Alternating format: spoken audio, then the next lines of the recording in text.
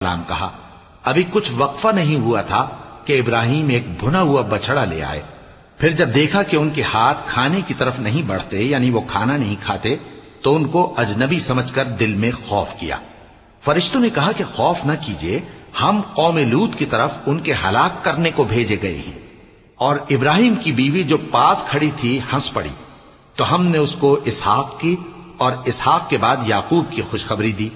اس نے کہا، اے میرے بچہ ہوگا، میں تو بڑھیا ہوں اور یہ میرے میاں بھی بوڑھے ہیں، یہ تو بڑی عجیب بات ہے۔ انہوں نے کہا، کیا تم اللہ کی قدرت سے تعجب کرتی ہو؟ اے اہل بیت، تم پر اللہ کی رحمت اور اس کی برکتیں ہیں، وہ لائق تعریف ہے، بڑا ہے۔ پھر جب ابراہیم سے خوف جاتا رہا اور ان کو خوشخبری بھی مل گئی، تو قوم لوط کے بارے میں لگے ہم سے بحث کرنے۔ بے شک ابراہیم بڑے تحمل والے، نرم دل اور رجوع کرنے والے تھے۔ اے ابراہیم